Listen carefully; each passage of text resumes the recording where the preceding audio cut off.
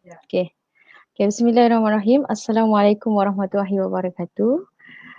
Okay, saya Jannah Siti Kislan, Gap Year USIM, which is student USIM lah, dan mewakili juga pihak MyHeart. Hari ini kita live bersama. Alhamdulillah, sekarang saya bersama dengan Dr. Hajijah. Sihat Dr. Hajijah? Alhamdulillah sihat.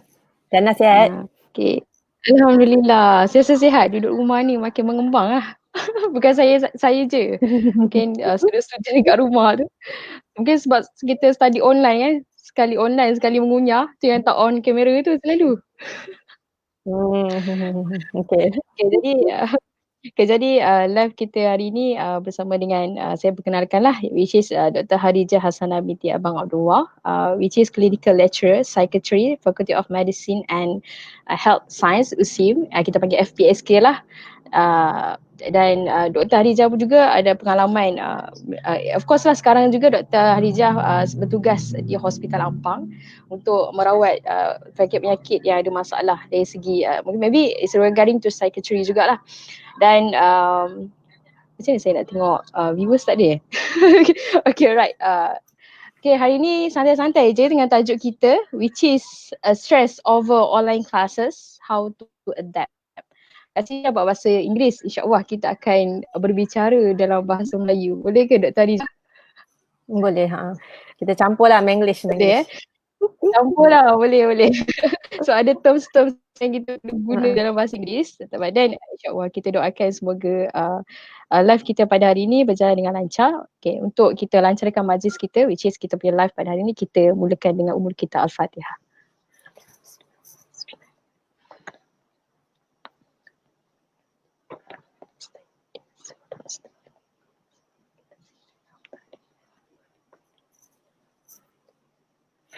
Okay, baiklah. So for those yang baru untuk join live ni, boleh ajak ramai-ramai kawan-kawan untuk turut serta dalam live. Sambil-sambil makan, sambil-sambil dalam kereta, okay, tak buat apa-apa tu bolehlah pasang live ni dan kita dengar sama-sama perkongsian hari ni yang dia sangat dekat dengan pelajar sekarang, which is kita berada di fasa COVID-19. Jadi nak tak nak kita perlu untuk menjalani pembelajaran dan pengajaran secara atas talian.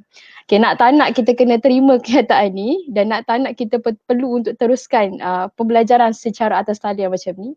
Dan saya pasti ada banyak cabarannya, ada banyak rintangannya, bukan sahaja kepada student, of course kepada lecturer. Jadi lecturer pun ada hadapi perkara yang sama, jadi student pun ada perkara yang sama, hadapi perkara yang sama dan ada cabarannya sendiri. Dan hari ni of course kita berfokuskan kepada stres bila kita online class. Dia tak adalah stres sangat, which is ada some problem yang mengundang kepada tekanan pada student sendiri apabila online class. Mungkin kita akan kupas sekejap lagi. Jadi kita nak ajak semua kawan-kawan untuk datang ke live ni dan sama-sama kita dengarkan apa pengisian yang Dr. Hajijah akan kongsikan pada hari ini. So jadi Doktor, boleh kita mulakan ke sekarang? Boleh. Okay, Dr. Hajijah nak bagi tahu something kepada penonton dulu. Okay, Assalamualaikum warahmatullahi wabarakatuh. Okay, pertamanya nak ucapkan terima kasih kepada MyHeart dan juga Gap Year USIM kerana menjemput saya pada malam ini untuk berkongsi sedikit tentang kesihatan mental terutama di waktu zaman COVID ni. Dan rata-rata untuk pelajar universiti semuanya kena belajar secara online ataupun atas talian. Okay, jadi apa-apa perubahan yang berlaku dalam hidup kita ni memang akan menyebabkan stres. Okay, sama ada stres besar ataupun stres kecil lah. Okay, dan saya rasa untuk pelajar IPT bila tiba-tiba berubah menjadi semua secara online, jadi memang akan menimbulkan banyak stres dan kita akan kupaskan lagi lah nanti bila kita bincang tentang isu-isunya. Okay, thank you Dr. Hajijah. Tengok tu, dia dah bagi clue-clue dah apa yang dia nak bincangkan. Cuba dia stop dulu, takut dia bincang lagi banyak kan. Okay, jadi semua orang dah faham lah kan. Jadi topik kita hari ini memang membincangkan berkenaan dengan stres. Punca kepada stres tu tersebut of course online class. Mungkin ada punca-punca lain yang menyebabkan kita tekanan dan bagaimana untuk kita atasi dan kita peranan kita sebagai orang sekeliling yang which is yang berhadapan dengan orang-orang yang stres, macam mana kita nak react, macam mana kita nak menangani isu ini supaya benda ni tak menjadi lebih mudarat, which is bunuh diri dan sebagainya. Kita ada dengar banyak-banyak berita dan sebagainya. Jadi regarding to that issue, kita bawakan dan kupas pada hari ini supaya kita lebih aware dengan isu-isu tersebut dan semoga kita dapat memberi kebaikan kepada orang lain juga dan membantu antara satu sama lain. Okay, alright. Tadi doktor ada cerita sikit kan berkenaan dengan stres besar dengan stres kecil. Saya macam pelik juga, sebenarnya first time saya dengar stres besar, stres kecil. Jadi mungkin Dr. Adija boleh terangkan sikit kot apa dia stres besar, apa sih stres yang kecil tu. Okay. Mungkin saya cerita sikit lah senario bila kita di zaman COVID ni kan. Okay. Bila di zaman COVID-19 ni bila diumumkan berkenaan dengan MCO ataupun PKP IPT semua ditutup. Jadi student ada yang sempat balik rumah, ada yang pada suatu ketika dahulu terkandas di hostel ataupun penginapan di universiti Jadi dan diumumkan pula akan berlaku macam pembelajaran secara atas talian. Okey. Jadi tiba-tiba banyak benda berubah. Daripada segi duduk di mana kan? Tinggal di mana, lepas tu dari segi macam cara pembelajaran, dari segi kewangan dari segi kalau yang duduk di rumah pun kena ikut tengok jugalah, maksudnya ada yang mungkin keluarga yang agak stabil maksudnya dia balik rumah memang dia boleh sambung je nak belajar tak ada distraction lain ataupun tak ada halangan lain. Tetapi ada yang mungkin bila dia balik ke rumah ada banyak cabaran lain contohnya macam mungkin di rumah ada masalah keluarga mungkin ada konflik antara mak ayah ke, ataupun di rumah ada ramai sangat adik-beradik, rumah kecil jadi tak ada tempat untuk nak belajar, jadi ada banyak problemnya di situ. Okey, jadi yang macam untuk pelajar yang jenis aktif pula tiba-tiba bila time MCO ni dah balik ke rumah, tak ada dah aktiviti extra curricular menyebabkan mungkin yang jenis yang outgoing kan tiba-tiba terkejut sekejap kan, tak tahu apa nak buat, mati kutu duduk dalam bilik kan. Jadi tak jumpa kawan-kawan kan, tak boleh main sports ke, tak boleh nak bercakap-cakap tak boleh nak lepak sama-sama. Jadi benda tu banyak menyebabkan perubahan. Okay, kalau kita cakap pasal stres ni, stres ni sebenarnya adalah satu perkara yang normal dan perlu sebenarnya dalam hidup kita. Kalau tak ada stres, maksudnya kita tak ada motivasi ataupun keinginan untuk buat apa-apa. Okay, kita akan duduk diam-diam aja. Okay, bila adanya stres maka kita akan ada keinginan ataupun motivasi untuk berbuat sesuatu. Okay, jadi kalau stres kecil ni dia membantulah untuk kita nak buat ataupun ada keinginan untuk buat sesuatu. Jadi dia kira something yang positif. Tetapi stres ni bila dia terlebih stres ni dan juga dia berpanjangan, tu yang saya kata stres besar. Sebenarnya dalam term psikologi tak ada stres besar, stres kecil, saya yang buat. Tapi nak mengatakan bahawa kalau stres ni berpanjangan dan stresnya tinggi, boleh menyebabkan ia menjadi suatu perkara yang boleh membawa kepada penyakit. Okay? Jadi tu yang kita kata stres besar, stres kecil lah. Okay, faham. Okay.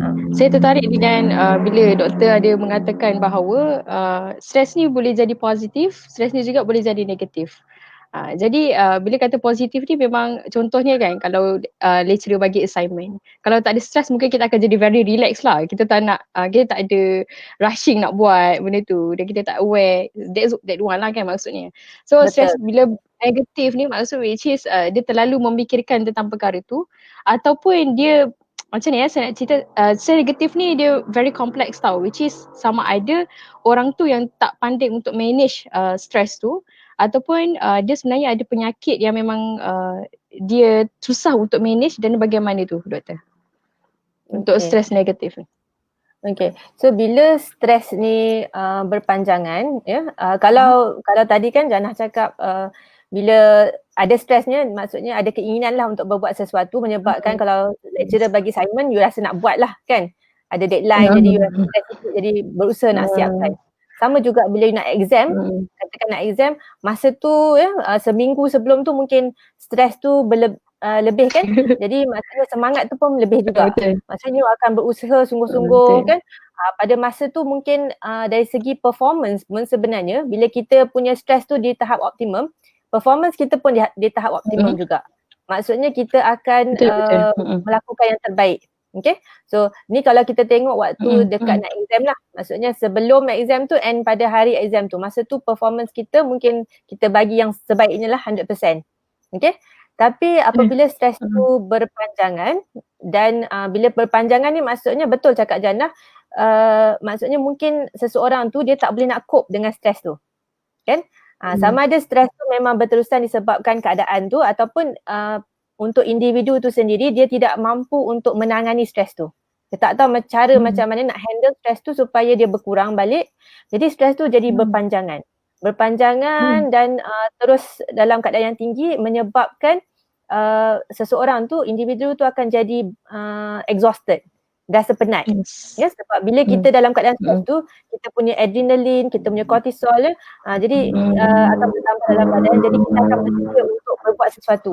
Jadi kita ada tenaga, ada energi untuk buat sesuatu. Tapi bila berterusan lama sangat, kita akan rasa exhausted. Body akan rasa exhausted, kita akan penat dan kemudian kita akan sampai satu tahap di mana kita mula dapat simptom anxiety, kita akan rasa burnout ya. Kita akan rasa burnout dan pada satu tahap lagi bila dia berpanjangan lagi ya, mungkin dia akan mengganggu fungsi kita. Maksudnya contohnya fungsi dari segi pembelajaran, maksudnya kita tak boleh nak fokus untuk belajar. Yes.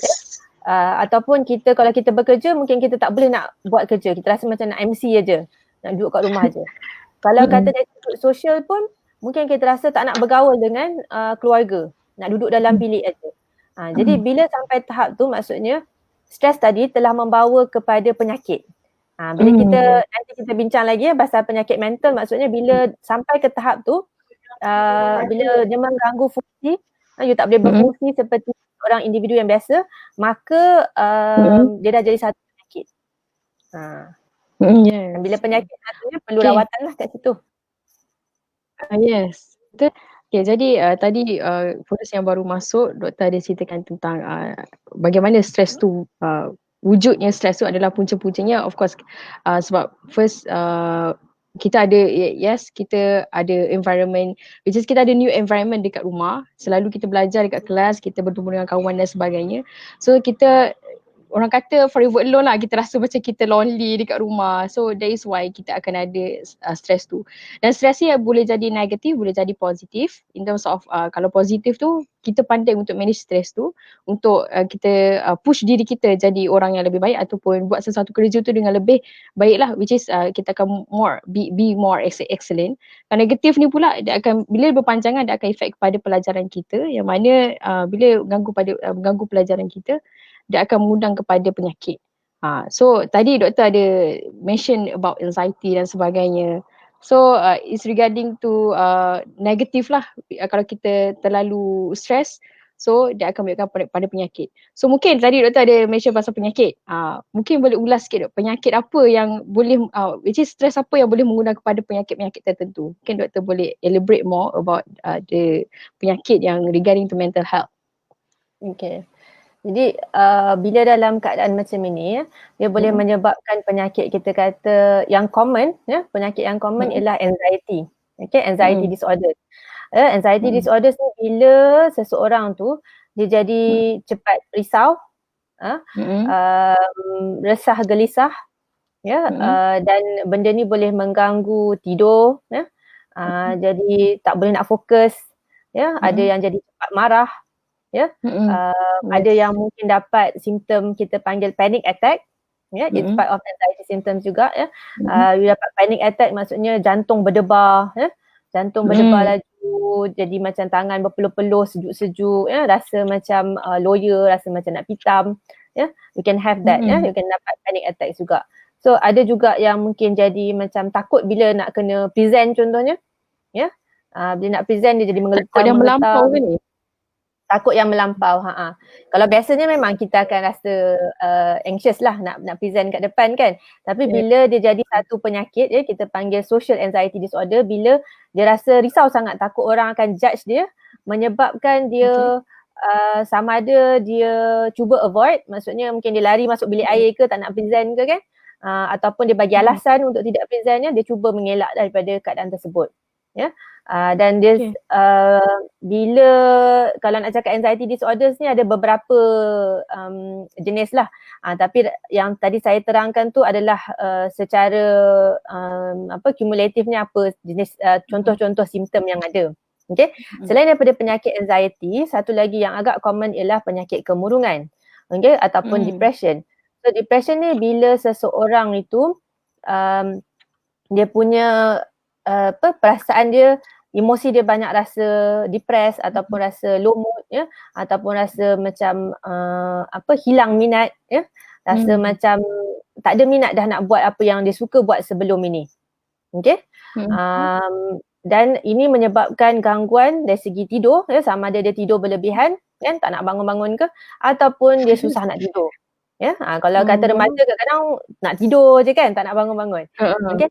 Lepas tu ada juga yang dari segi gangguan selera makan. Maksudnya ada yang bila dia stres ni dia akan makan banyak kan, ataupun hilang selera makan.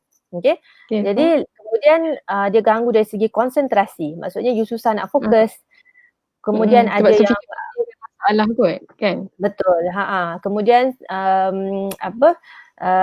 dari segi energi pun, ya, daripada segi tenaga pun berkurang. Rasa macam tak larat je kan, rasa penat je. Okay. Lepas tu ada perasaan macam diri ni tak guna, ya. Rasa macam tak ada harapan, rasa macam bersalah sangat, ya. Dan ada yang mula merasakan mungkin lebih baik aku mati, ya. Ataupun fikir macam mana aku nak buat sesuatu, ya, untuk cabut nyawa aku ataupun bunuh diri, ya. Dan sebenarnya penyakit penyakit kemurungan ni atau depression ni, kalau dibiarkan dan kalau dia menjadi lebih serius, ya, ia juga boleh menyebabkan seseorang tu mendapat gangguan psikosis, ya, menyebabkan dia mungkin ada gangguan dari segi halusinasi. Contohnya dia boleh dengar suara. Maksudnya suara tu kata kebiasaannya suara tu akan kata macam kau ni tak guna, ya. Kau ni lebih baik mati ke, ya. Suara tu akan menyebabkan dia mungkin akan jadi lagi beranilah untuk mencederakan diri sendiri. So penyakit mental ni tadi saya sebutkan anxiety, depression, ya, kemudian dia kadang-kadang boleh membawa kepada masalah psikosis juga. Okay. So ni antara yang common lah. Rasanya skizofrenia My Heart dah bincang sebelum ni kan. Yes. So jadi maksudnya stres yang kita kata stres biasa ni, kalau kita tak betul-betul tangani, maka dia akan move kepada anxiety ataupun depression sehingga ke penyakit-penyakit yang lebih kronik. Jadi that's why kita kena aware dengan benda ni supaya kita dapat tahu macam mana nak tangani, sebab dia akan ada cara kan doktor, akan ada cara macam mana untuk kita tangani. But then kita cuba tengok dekat bahagian komen, ada orang tanya, boleh doktor saya bacakan? Boleh. Daripada Wisha Faizal, dia kata doktor saya nak tanya, macam mana dengan student yang stres sebab parents tak faham mereka ada online class, sampai ada yang kena marah sebab tak spend time dengan family, which is nak tahu macam nak overcome benda tu lah. Okay. Sebelum tu kita menjawab soalan tu doktor, maksudnya ni adalah salah satu daripada punca-punca kenapa student menjadi stres. Satu, environment yang mereka tak selesa, which is mungkin kalau kat kelas kita ada meja, ada kerusi kan, kita lebih fokus, which is kat rumah kadang-kadang kita belajar pun terpaksa dekat atas katil dan sebagainya, so really inconvenient. Dan another thing is sebab kita ada komitmen ataupun responsibility terhadap keluarga. Jadi apa komen doktor untuk kata nasihati ataupun untuk overcome this issue lah, apa yang kita perlu buat?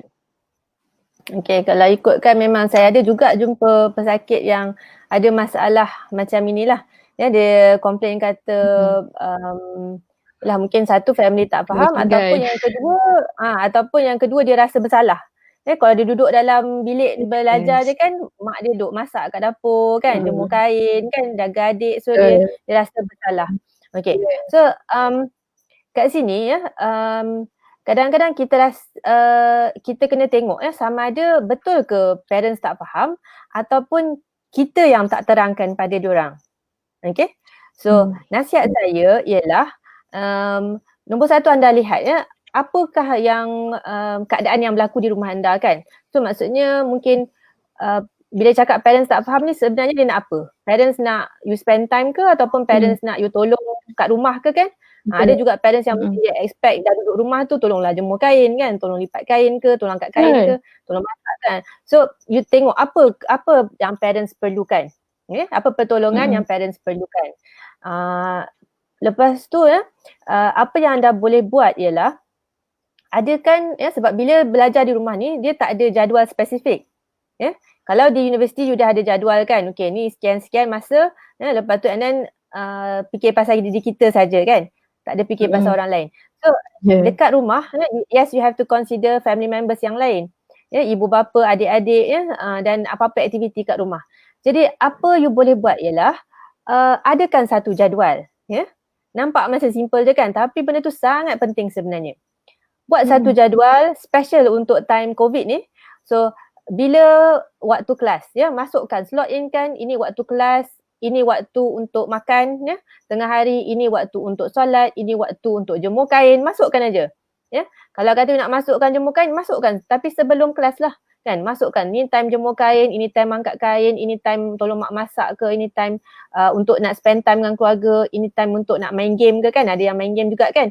Jadi you masukkan dalam jadual tu. Jadi bila dah masukkan dalam jadual tu, what you can do is cerita dengan mak ayah ya. Tunjukkan kepada mak ayah, kata mak ayah waktu ini sekian-sekian ni saya ada kelas ya. Jadi saya slotkan waktu nak jemur kain pukul sekian-sekian.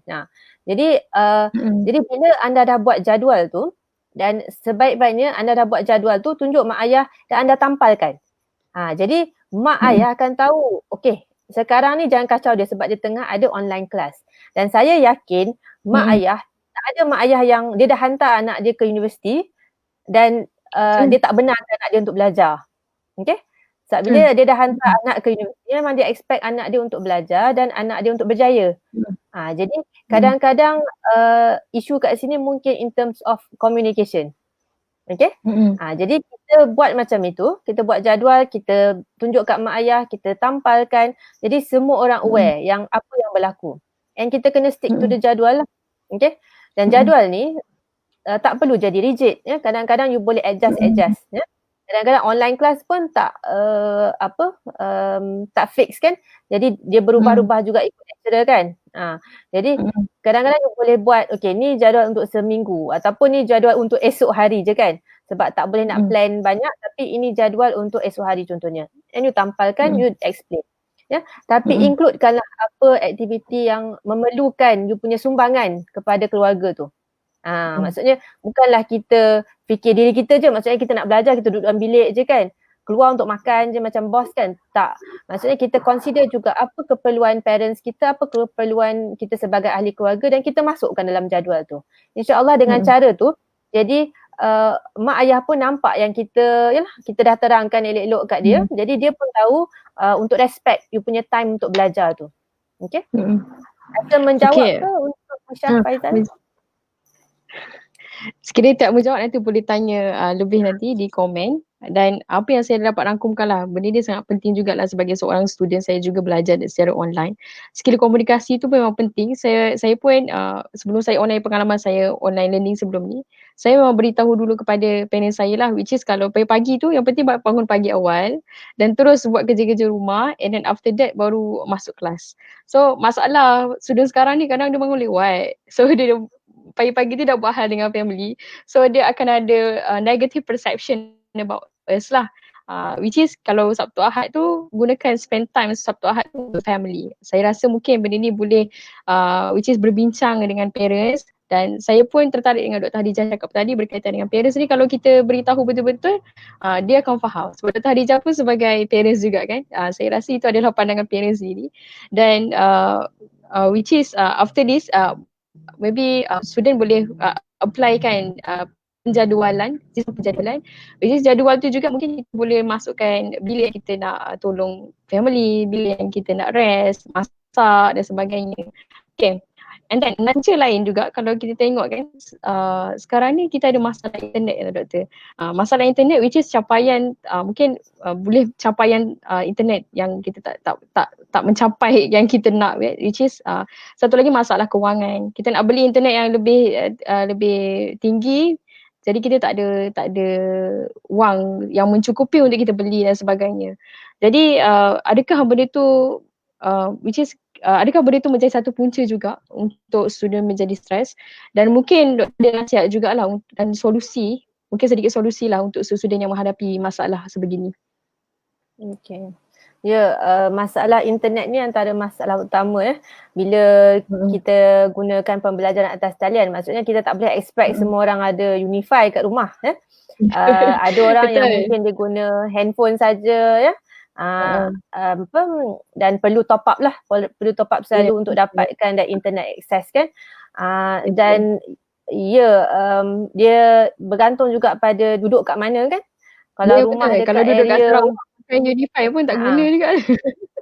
Duduk kat area yang tidak sampai internet tu, jadi akan menjadi masalah. Macam kita tengok yang kes yang keluar kat berita yang budak Sabah kan, sampai Bivana kan sampai naik ke atas pokok kan. Jadi benda tu it happens in Malaysia. Walaupun kita rasa Malaysia ni dah maju kan, tapi sebenarnya ada juga yang sampai kena naik ke atas pokok baru dapat signal kan. Jadi viral lah. Yes. So tapi macam kalau di USIM pun memang ada setengah pelajar yang kalau balik ke area Kelantan pun ada isu juga kan, dia tak dapat juga capaian internet tu. Jadi benda ni mengganggu proses pembelajaran tersebut. Dan isu pasal kewangan jugalah kan, kalau kata selalu kena top up sebab sekali lecture 2 jam ke kan. Jadi banyak problem kat situ. So kalau kata kita tak mencari jalan penyelesaian, kita merana seorang-seorang kan, kata alah aku punya ni macam ni tak boleh belajar lah kan, lantak lah kan, nasib lah aku duduk kat ulu ni kan tak dapat internet. Kita self pity kita self pity tapi kita tidak mencari penyelesaian. So yang penting sebagai mahasiswa sebenarnya you kena find out apakah opportunity ataupun apakah bantuan yang ada.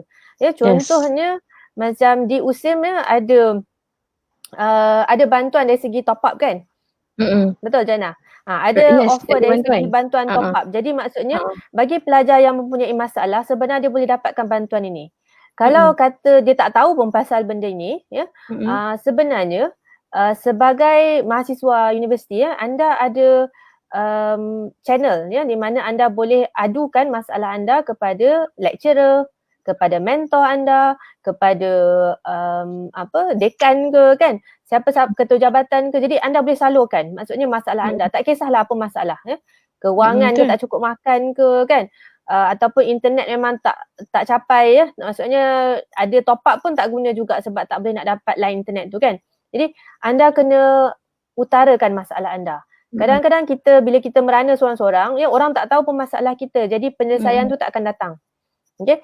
Jadi kadang-kadang ada juga jenis yang orang kata meroyan dekat social media meroyan kat social media kan.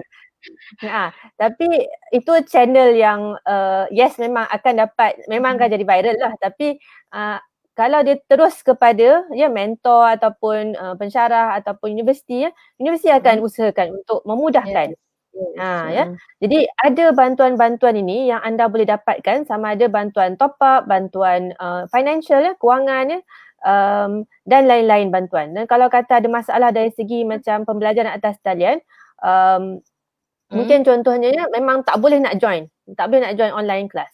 So mungkin anda kena pergi bincang dengan lecturer sama ada mungkin ada hari yang anda boleh pergi ke kawasan yang ada lain ataupun ada hari yang mungkin tak boleh pergi sangat dan lecturer boleh rekod kelas tersebut dan anda boleh tengok pada waktu yang lain. Ya. Dan in terms of macam contohnya assignment ke apa ke, kalau kata lecturer faham keadaan anda, mungkin anda boleh diberi macam contohnya extension ke kan, ataupun diberi deadline yang agak fleksibel lah. Okay. Jadi isu-isu tentang apa-apa isu tentang macam internet, masalah untuk nak go online anda cari jalan penyelesaian.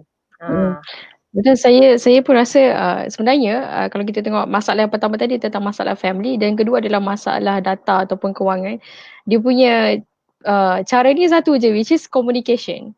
Kalau family, kita communicate dengan family dan terangkan dengan betul. Jadi kalau dengan masalah data dan kewangan ni, kita kena salurkan ke pihak yang betul jugalah.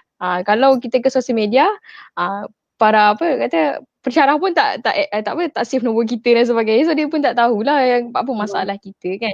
Dan saya pun kalau kita tengok di USIM sendiri kan, sebab doktor pun pensyarah USIM sendiri pun of course kita akan ada meeting dan sebagainya, how untuk overcome benda ni. Untuk kalau kita tengok pensyarah pun keep asking lah during class siapa yang ada masalah internet. Dan sebenarnya sepanjang saya menjalani online learning pun mereka pun tak memaksa benda tu, which is kalau kita kata kita tak ada internet hari ni, so diorang akan faham, mereka akan faham. Dan masalah ni sebenarnya yes betul, salurkan kepada pihak universiti. Sebab saya sebagai MPP pun kadang-kadang saya pun geram juga sebenarnya doktor. Sebab situasinya kami dah buka, which is kami sentiasa je buka mesej ni untuk student-student untuk keep asking dan untuk suarakan masalah-masalah, tapi Twitter jugalah jadi jalan penyelesaian mereka. Jadi itulah antara pengajaran yang boleh diambil sebagai seorang student sendiri. Okay, jadi doktor, masa kita pun 9.32, jadi kita move kepada cara menangani, which is contoh situasinya di mana yang saya ceritakan tadi, isu dia yang saya ceritakan sebelum live tadi, saya ceritakan balik. Mungkin ada di kalangan kawan-kawan kita yang kadang-kadang dia mengadu kepada kita yang dia ni stres dan sebagainya, dan kita tengok kriteria dia dan masalah dia ni memang agak teruk, which is yang doktor kata tadi, kita tengok ciri-cirinya tu dekat untuk kita kata dia ni ada depression sikit, dia ni ada anxiety sikit. Mungkin saya sebagai kawan lah, apa yang perlu saya boleh lakukan untuk dia, which is kalau kita kata bagi kata-kata semangat saja, mungkin benda tu tak cukup dan mungkin ada solusi yang lain yang doktor rasa kita patut lakukan lah. Silakan doktor. Okay. Kalau untuk peringkat awal kalau peringkat awal kita nampak kawan kita baru nak stres kan, jadi mungkin kita boleh bawa berbincang sebab kadang-kadang ada setengah orang dia jenis yang dia tak nak share masalah dia. Dia bukan jenis bercerita tentang masalah. Dia rasa macam aku boleh handle sendiri. Jadi aku tak perlu nak susahkan orang lain. Dia fikir begitu. Tapi kadang-kadang kita sebagai kawan ni, kita boleh detect lah kawan kita ni nampak macam lain macam je kan. Dah tak ceria macam selalu kan. Nampak asyik termenung. Jadi kita boleh mulakan perbualan tersebut. Tanya macam mana, apa isunya kan. Tapi waktu time COVID ni mungkin melalui WhatsApp lah ataupun call. Pun kita boleh detect kan kalau kawan kita cara dia reply tu macam lambat sikit ke kan. Ataupun dia tak bangun pagi lagi kan. Lambat ke kelas ke. So you boleh tanya. Kalau di peringkat awal mungkin lebih kepada berbincang, bercakap dengan kawan ni, bantu dia untuk luahkan apa isunya. Jadi kalau kita tahu isunya, kita sebagai rakan kita boleh tolong channelkan juga ke mana dia nak pergi. Macam contohnya tadi kata sebenarnya isunya pasal top up kan. Jadi dia boleh bantu kata, oh sebenarnya you boleh minta kat sini untuk dapatkan bantuan top up kan contohnya. Ataupun kita bagi apa-apa solution. Tapi tu di peringkat awal kalau keadaan tu semakin teruk di mana kawan kita tu akan jadi dia tak nak berkongsi dan dia mungkin menyendiri dan mungkin kita bagi nasihat, bagi motivasi, tolong dia macam mana pun dia tak nak. Okay? Jadi bila sampai tahap tu, maksudnya you tengok bila dia sudah mengganggu mungkin fungsi dia lah. Macam kita cakap tadi fungsi kan. So maksudnya mungkin dia tak nak attend classes, assignment tak hantar, group work tak buat. Jadi kat situ kita dah nampak dia mengganggu fungsi sebenarnya. Okay. Bila jadi macam tu, kita boleh nasihatkan juga, maksudnya kita kata aku rasa macam kau ni dah macam stres lebih lah. Mungkin bagus kalau bercakap dengan kaunselor ke. Di universiti ada kaunselor kan. Waktu time COVID ni boleh, saya rasa ada tele counselling kan. Anda boleh call number untuk nak berbincang. So tele counselling is one thing. Tapi kalau rasa macam keadaan dia lebih teruk daripada tu dan dia pun tak mau call sendiri,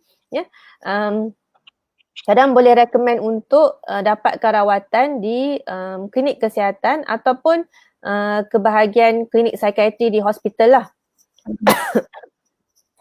Okay, ataupun kalau tak nak pergi bahagian government, dia boleh juga pergi private. Maksudnya ada setengah orang dia rasa leceh lah nak lalu government kan, kena dapat surat rujukan.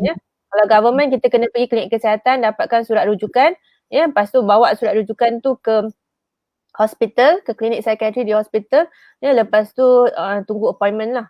Tapi kalau anda buat appointment di private, kadang-kadang tak perlu surat referral pun, boleh call buat appointment, lepas tu anda datang pada hari tersebut. Dan mungkin dari segi macam nak tunggu dapat appointment tu mungkin lebih pendek lah berbanding dengan government setting. Tapi ialah private maksudnya anda perlu bayar lah kosnya. Okay, so ada beberapa option. Cuma macam mana nak bawa kawan kita ke situ. Kadang kita boleh nasihat. Kita boleh nasihat, tapi kalau orang tu dalam kemurungan yang teruk, memang kita tak boleh expect dia untuk pergi. Especially kalau dia rasa aku ni tak ada problem. Aku just nak duduk kat rumah, tak nak join kelas dia. Kan? Jadi apa yang kita boleh buat selain daripada kita dah bagi nasihat kat dia, dia tak boleh nak pergi sendiri. Jadi kalau kita rasa keadaan dia semakin teruk, kadang-kadang kita mungkin terpaksa buat langkah yang lebih sikit. Contohnya kita boleh contact ibu bapa. Okay? Ibu bapa ataupun ahli keluarga kawan kita ni untuk bagi tahu keadaan macam mana. Keadaan dia macam mana dan sama ada diorang sedar atau tidak kan. Dan kita boleh nasihatkan juga ke mana nak dapatkan bantuan. Okay? Sebab pengalaman saya kalau orang yang depression dia tak teruk sangat ataupun anxiety dia tak teruk sangat, dia masih ada macam kesedaran dan dia boleh pergi dapatkan rawatan sendiri. Tapi kalau yang tahap teruk, tahap kemurungan yang lebih teruk tu, kebiasaannya dia tak boleh, dia tak ada tak ada energi pun untuk nak pergi sendiri. Jadi selalunya kena ada orang lain yang membawanya. Okay? Dan selalunya orang yang nak membawanya family lah. Sebab macam especially time COVID ni kan kita jauh daripada rakan-rakan kan. Jadi family dia lah yang boleh ada kuasa dan juga boleh membawa dia untuk dapatkan rawatan. Kadang untuk orang kemurungan teruk ni kita kena macam paksa rela sikit lah. Kita kena bawa dia sendiri untuk dapatkan rawatan. Okay. Tapi bila jadi perkara sebegini pun kita boleh nampak lah sebenarnya peranan parents ni untuk memahami anak tu bagaimana tu pun adalah satu benda yang perlu, which is takut-takut yang bila di kalangan kawan kalau kita contact family kita kata kawan contoh namanya Amira ni ada masalah sikit, so nanti mereka akan menyalah-anggap bahawa anak aku tak sakit mental. Kebanyakan akan family akan begitulah, which is dia merasakan sebab kadang-kadang anak ni dia tak nak bagi tahu perkara sebenar kepada parents, dia akan menceritakan semuanya kepada kawan. Jadi mungkin doktor sebelum ni ada masalah daripada segi nak membawa mangsa kepada doktor tu agak payah sebab kepercayaan family tu sendiri terhadap mental health, which is penyakit mental ni agak very skeptical lah, which is kalau hantar ke hospital tu untuk orang yang sakit mental je, untuk yang begini-begini yang saya sakit sikit-sikit ni tak perlulah untuk kita hantar ke hospital. Jadi macam mana respon doktor untuk tangani benda ni? Okay, memang ada stigma terhadap penyakit mental di mana orang rasa macam bila kata penyakit mental tu dia equals to mungkin perkataan gila. Ya, maksudnya sampai Yes. tahap dia jadi gila Gila. baru dibawa pergi jumpa psikiatri ya. Tapi sebenarnya nombor satu kena ada awareness ya, kesedaran bahawa penyakit mental ni dia luas. Ya. Yes. Dia termasuklah macam orang yang terlalu risau ya. Sampai tak boleh tidur ya, orang yang rasa macam nak cederakan diri, nak bunuh diri ya, ini adalah penyakit mental juga. Jadi nombor satu dia start dengan kesedaran. Okey, kalau kata kita nak bercakap dengan ibu bapa kawan kita lah ya. Memang challenging sikit ya nak kata anak pakcik ni dia ada masalah macam ni. Tapi sebaik-baiknya kita tak label lah sebagai penyakit mental sebab by right kita pun tak tahu ya. Dia akan perlu lalui assessment dulu daripada doktor untuk menentukan sama ada dia ada penyakit mental atau tidak. So apa you boleh nasihat is kata yalah nampak anak pakcik ni macam dah lain sikit kan, tak attend kelas kan, kita tunjukkan simptom-simptom dia lah yang kita tahu. Maksudnya mungkin dah tak attend kelas, tak siapkan assignment ya. Tak nak bergaul dengan kawan sangat ya. Ataupun yang lagi merisaukan kita kalau dia selalu bagi tahu macam contohnya dia rasa macam nak mati. Ya. So selalunya kalau kata tak siap kerja tu mungkin kita tak call lagi lah parents dia, tapi yang selalu trigger tu ialah bila kita dengar kawan kita dah contohnya self harm ya, dah cederakan diri sendiri ataupun dah asyik kata nak bunuh diri. Yang itu yang akan selalunya trigger kita macam is this something serious ke? Ya, kalau kita dah rasa macam takut kan, takutkan keselamatan kawan kita, jadi kadang-kadang kita terpaksa. Ya, kita call parents dia, call family dia untuk bagi tahu yang anak dia macam ni kan, suruh dia pergi check. Ya, especially time COVID kan jauh daripada kawan kan, jadi minta dia orang pergi check anak dia macam mana. Jadi bila dia pergi check, barulah kadang-kadang yalah cerita tu baru keluar dan it gets the ball rolling lah. Okay, so awal-awal tu ya parents tu akan tengok jugalah kalau dia rasa macam something not serious, mungkin dia rasa dia boleh handle sendiri just by talking kan. Tapi kalau dia rasa macam it's something yang macam dia tak boleh nak handle kan, especially self harm yang dah berkali-kali ya, dia dah cederakan diri sendiri banyak kali ya, ataupun dia dah buat cubaan untuk bunuh diri. Jadi kat situ mungkin parents akan rasa macam okay, dia kena dapatkan bantuan dari luar. Okay, so bila macam itu kita boleh tolong salurkan lah, kita bagi tahu lah apa yang kita faham. Ya, memang kalau nak kata dulu, ya, lagi orang takut nak datang jumpa bahagian psikologi. Tapi saya rasa sekarang ni kesedaran, ya, kempen kesedaran ataupun seminar ke ataupun FB Live ke, dah banyak dah tentang kesedaran tentang kesihatan mental. Jadi saya rasa orang lebih mudah untuk menerima. Ya, kalau ikutkan ya di klinik, di hospital atau di klinik pakar USIM dinilai pun makin ramai kes yang datang, makin ramai pesakit yang datang sebab kesedaran tu dah ada. Jadi saya rasa ini role semua orang ya, untuk nombor satu kita kena faham ya, nombor dua kita kena tolong sampaikan juga. Maksudnya ini suatu perkara yang normal. Macam contohnya kan, kalau kata you sakit kan, katakan yalah dapat asma contohnya. Ya. Takkan you nak suffer in silence kan? Nak baik sendiri. So sama juga macam penyakit mental ni, the difference is penyakit mental ni dia attack kira bahagian otak kita. Dan otak kita ni dia macam kalau anda boleh compare dengan CPU komputer tu. Dia control center yang mengawal semua aktiviti dalam badan kita. So bayangkan sebenarnya dia punya tugas dia sangat penting. Tapi kadang-kadang kita tak jaga dia. Okay? So bila kita stres sebenarnya dan stres berlebihan menyebabkan macam ada depression ke anxiety ke, sebenarnya ia akan mempengaruhi juga kita punya kesihatan fizikal. Jadi kalau kita sedar tu, maksudnya kita memang nak jaga kesihatan mental ni supaya dia tidak mengganggu kita punya kesihatan fizikal. Okay? Jadi menjawab lah Jannah. Menjawab Alhamdulillah. Jadi kalau saya ada sikit saranan tau, sebagai seorang student which is yang selalu dengar luahan-luahan daripada orang-orang yang ada masalah dan sebagainya. Mungkin selain kita contact ibu bapa melalui call, mungkin boleh screenshot bukti conversation kita dengan kawan kita tu dan tunjukkan kepada parents supaya dia lebih faham lah.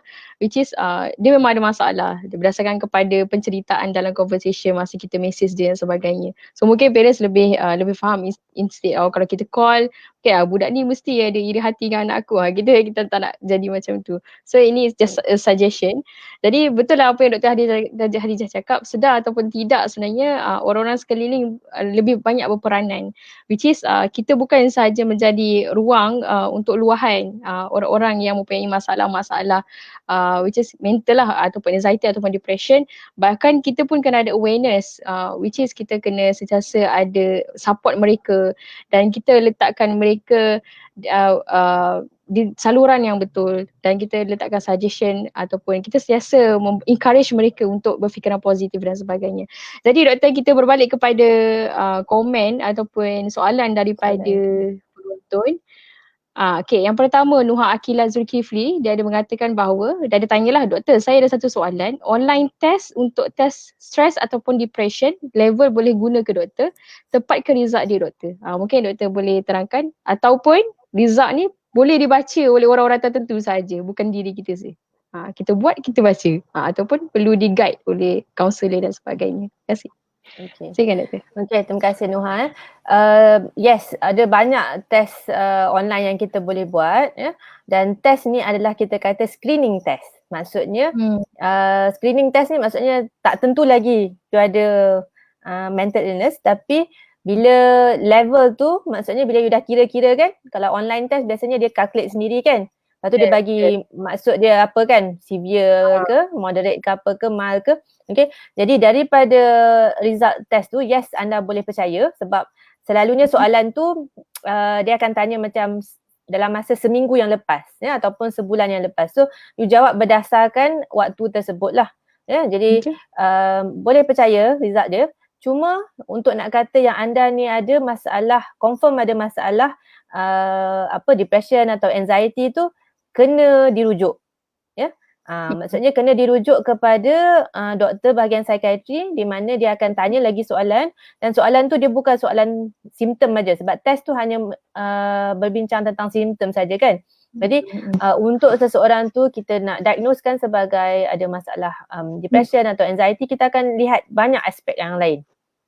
Jadi kalau kata stress test tu mengatakan yang you punya score tu very severe apa semua, ya boleh bawa kepada untuk dapatkan appointment dengan doktor bahagian psikiatri dan kita akan buat assessment further ya untuk confirmkan sama ada atau tidak ya. So screening test tu adalah screening sahaja. So jadi kira macam kita tak boleh kira kalau kita konklusikan kalau kita buat online test tu memang kita perlu rujuk doktor, tak boleh untuk kita kita simpulkan seorang-seorang. Jadi apa risiko dia kalau kita baca seorang? I mean kita tak rujuk pada siapa-siapa. Risikonya kita akan susah hati tak tentu pasal ya, sebab soalan tu macam saya cakap ya, soalan tu dia akan tanya okey dalam masa seminggu yang lepas bagaimana keadaan anda, jadi anda akan jawab berdasarkan seminggu yang lepas. So kalau kata seminggu yang lepas tu anda ada exam kan, ada exam, kena hantar assignment, lepas tu contohnya mak ayah bergaduh kat rumah ke kan, ataupun baru kena marah sama mak, baru break up dengan girlfriend ke, so dia bergantung pada situasi. Jadi kita tak boleh diagnosis berdasarkan situasi tersebut sahaja. Kita kena tengok the whole picture. Jadi sebab tu ya memang kena dapatkan rujukan. Screening tu tidak anda ada masalah depression atau anxiety. Okay. Jadi masalah. Ya. Tadi stres sendiri, kenapa aku stres kan? Dok fikir-fikir sendiri, tak ada solution. Jadi kita pergi soalan yang seterusnya, which is Danish Hairi. Doktor, bila kita online class ni kan, dia punya possibility untuk hilang fokus tu sangat tinggi.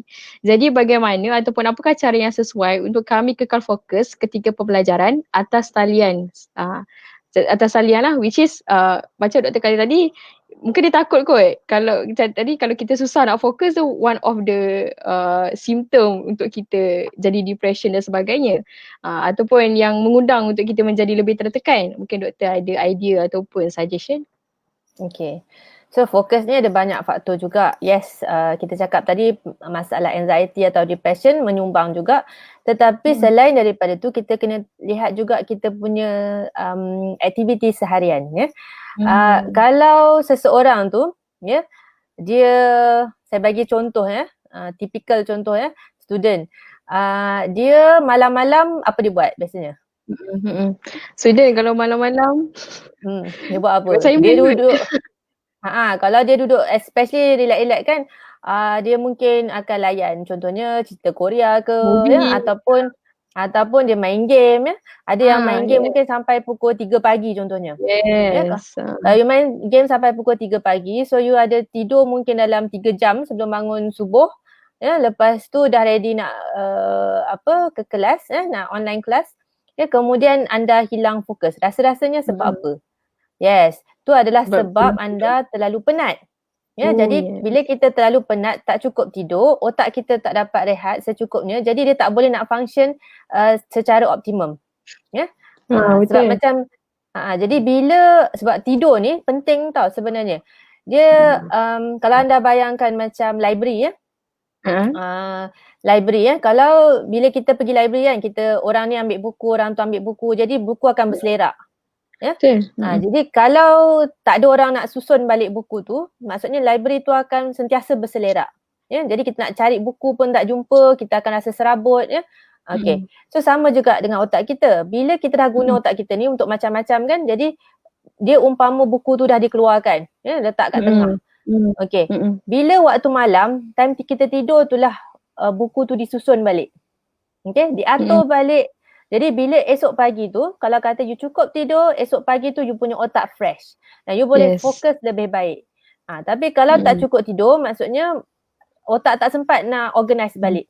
Ya? Jadi tu adalah salah satu possibility ya, anda hilang fokus. Okay? Selain daripada tu, ada juga student yang mempunyai masalah ADHD. Anda pernah dengar Attention Deficit Hyperactive Disorder. Okay? Kalau ADHD dalam budak kecil ya, mungkin dia tak boleh duduk diam, dia melompat-lompat. Tapi kalau dalam mahasiswa belajar universiti, dia tak melompat-lompat dah lah. Tapi dia akan isunya dari segi attention. Maksudnya dia tidak boleh fokus dalam waktu yang lama. Attention span dia sangat singkat. Maksudnya kalau dia duduk lama-lama lagi, otak dia akan melayang-layang. Okay? Jadi bila dalam keadaan tu, anda kena tahu anda punya attention span berapa lama. Ya? Cuba anda tanyakan attention span anda. So maksudnya kalau kata anda daripada start belajar tu sampai berapa minit yang anda punya otak dah start pergi ke tempat lain. Okay? Jadi kalau anda dah tahu, katakan 10 minit ke 15 minit ke, jadi anda kena tahu setiap 15 minit tu anda kena buat something. Contohnya, kalau anda online class, lepas 15 minit tu bubuhlah timer kan. Bubuh timer, lepas 15 minit tu dia bunyi ting, anda kena bangun kejap. Bangun kejap, stretching kejap, ya, jerit kejap ke apa ke, nyanyi-nyanyi kejap, patut anda duduk balik dengar. So lepas 15 minit lagi, kalau lecture tu 2 jam kan, lepas 15 minit lagi you kena buat the same thing juga. Ya, ataupun pergi basuh muka ke, pergi minum air ke, do something and then datang balik. Baru fokus tu akan datang balik. Ya, kalau anda berterusan duduk kat situ, memang dia akan terganggu. Okay? Kalau tak ada ADHD pun, ya, kalau orang biasa pun attention span pun tak lama juga, ya, maybe 20 minutes ya, paling lama 30 minutes ke. So sama juga, kita kena ada rest in between. Okay? So dia ialah you take a break kejap, ya, bangun, ya, buat exercise kejap, stretching kejap, patut and then sit down again. Ya, so that anda dapat memberikan fokus yang lebih baiklah dalam pembelajaran tersebut. Okay, terima kasih Dr. Adijah terhadap saranan ataupun saya rasa dia berguna untuk saya juga, which is saya pun susah juga nak fokus. And then disebabkan waktu sangat menceburu kita terus move kepada next soalan daripada Afifah Husna. Doktor, untuk pesakit psikiatri yang sudah severe, ada cadangan tak untuk psikoterapi? Saya ingat doktor. Alright. Kalau untuk pesakit psikiatri yang sudah severe, nombor satu saya rasa dia perlukan rawatan ubatan juga. Dan selain daripada rawatan ubatan tu, kita cadangkan jugalah untuk psikoterapi. Tapi psikoterapi ni dia bergantung juga pada pesakit tersebut. Ada yang boleh ikut, ada yang tak boleh. Dia perlukan komitmen daripada pesakit juga, sebab psikoterapi ni ialah basically kita kata talking therapy. Maksudnya you akan ada sesi rawatan, katakan sejam setiap minggu ataupun selang 2 minggu ke, dan berjumpa dengan satu terapis. Dan dalam sesi ini ikutlah jenis psikoterapi apa, tapi tujuannya adalah untuk nak target certain issue, untuk nak resolve the conflict ataupun untuk ubah cara kita berfikir. Jadi ia satu kira terapi yang agak tersusun, dan perlukan komitmen daripada terapis dan juga daripada klien dia ataupun pesakit tersebut. Jadi yes, memang boleh Afifah, tapi untuk severe saya syorkan ubat tu perlu juga. Ubat tu perlu juga, dan kita add on dengan psikoterapi. Tapi psikoterapi ni malangnya kalau hospital kerajaan kadang-kadang agak terhad. Sebab nombor satu, tak semua hospital ada psikologist. Dan kalau nak harapkan pakar psikiatri untuk buat psikoterapi, memang tak dapat juga sebab volume pesakit tu terlalu ramai. Jadi dia tak sempat nak buat psikoterapi yang proper lah.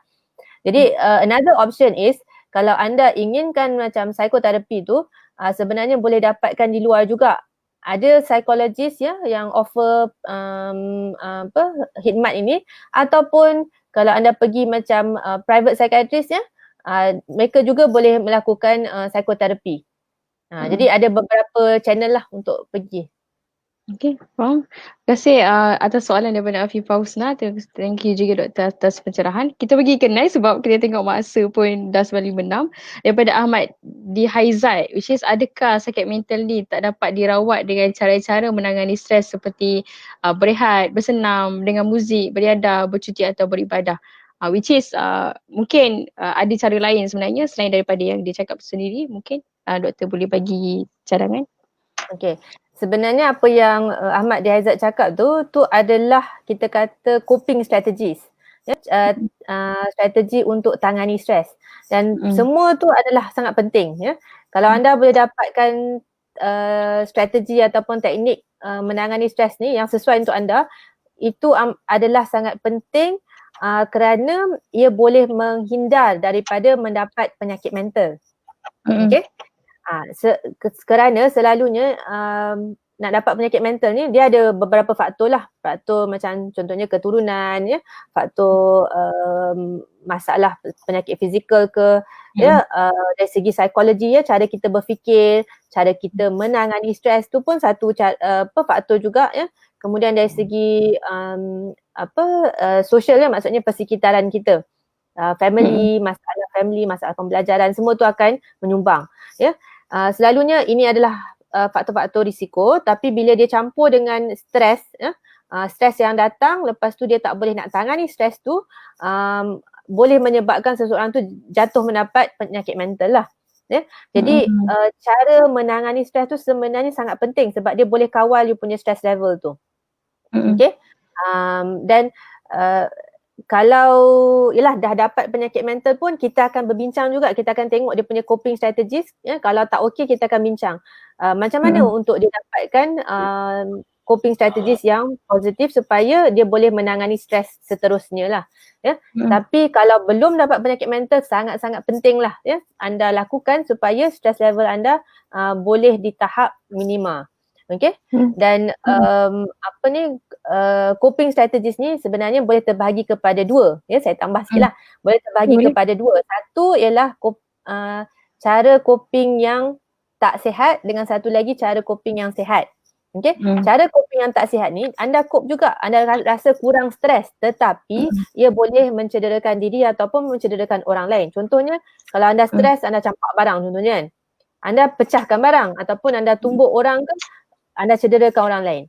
Kalau pada diri sendiri, ya mungkin kalau anda contohnya merokok atau ambil dadah, ya benda tu mencederakan diri sendiri. Ya, jadi dia dalam kategori cara coping yang tidak sihat. Okay, so kita kena pilih cara coping yang sihat. Ya, maksudnya tidak mencederakan diri sendiri ataupun orang lain. So macam yang Ahmad Dihazat tulis kat sini ya, berehat, bersenam, mendengar muzik, beriadah, semua adalah cara coping yang bagus lah. Yang sihat. Ya, so kalau anda ada ya a few strategies, anda pegang pada strategies tersebut, dia boleh membantu menghindar diri daripada mendapat masalah mental. Okay. Terima kasih doktor, terima kasih juga Ahmad Dihazat atas soalan dan doktor atas jawapan tersebut. Mungkin sebelum kita tutup tirai dan saya merangkumkan semua sekali apa yang doktor bagi hari ini, mungkin doktor ada nasihat kepada orang di luar sana tentang macam mana kita nak tangani masalah-masalah yang kita dah bincangkan sebentar tadi. Silakan doktor. Okay. Bagi saya ya, bila kita ada suatu masalah ya, nombor satu ya mungkin kena dapat, kalau dalam situasi pembelajaran atas talian ni, nasihat dia ialah dapatkan maklumat sahih juga berkenaan dengan apa yang berlaku ya, apa masalah kita ya, kemudian cuba cari jalan penyelesaian ya. Dan berbincanglah atau kan communicate dengan orang lain tentang isu-isu kita ya, supaya kita, nombor satu, kita rasa kurang sikit stres dan kita rasa kita bukan seorang diri ya yang mengalami masalah ini. Dan ia boleh membantu juga untuk mendapatkan jalan penyelesaian. Okay? Kalau kita rasa ya kita punya stress level tu terlalu lebih dan mungkin dalam kategori yang mungkin ada masalah mental ya, jangan takut ya untuk dapatkan assessment. Tak semestinya you pergi jumpa doktor psikiatri, kita dah label you jadi pesakit mental. Tidak ya. Kadang-kadang kalau you datang awal ya, dia lebih kepada assessment dan mungkin lebih kepada counselling saja dan mungkin lebih kepada tips-tips ya macam mana nak menjaga kesihatan mental. Ya.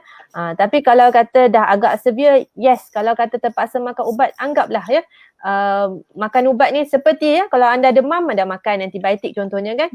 So sama juga, bila kita sakit kita ambil rawatan ya, jadi tak ada apa yang perlu ditakutkan.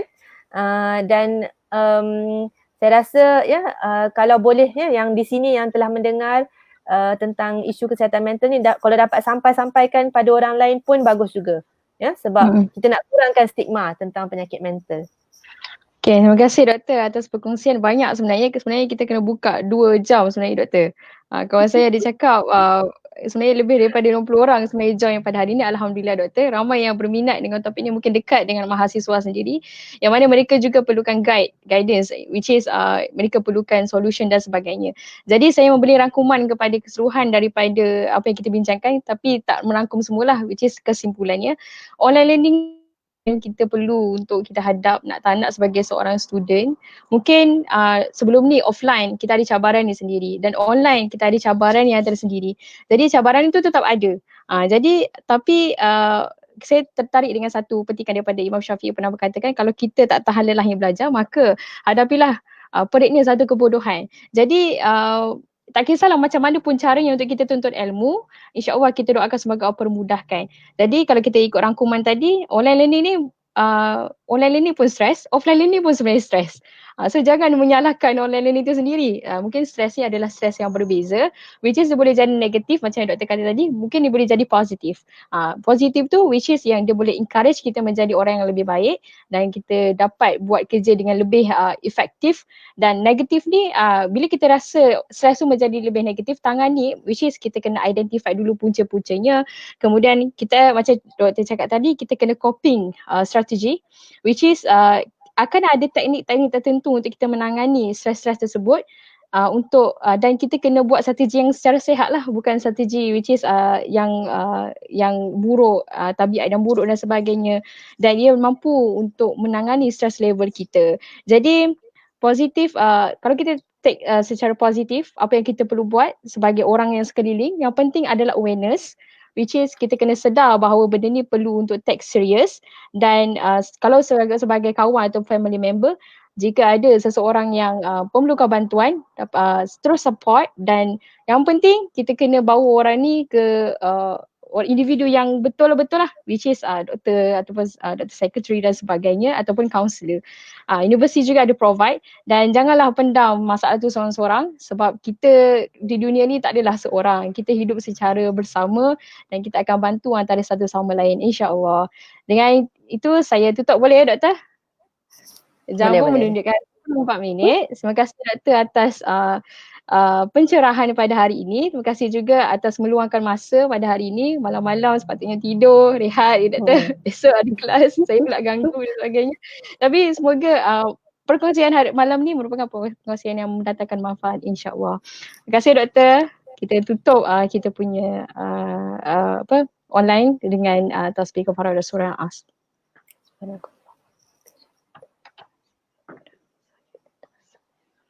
Okay, begitu itu saja daripada saya. Terima kasih. Assalamualaikum warahmatullahi wabarakatuh. Okay, Assalamualaikum. Terima kasih semua. Terima kasih doktor. Okay, bye.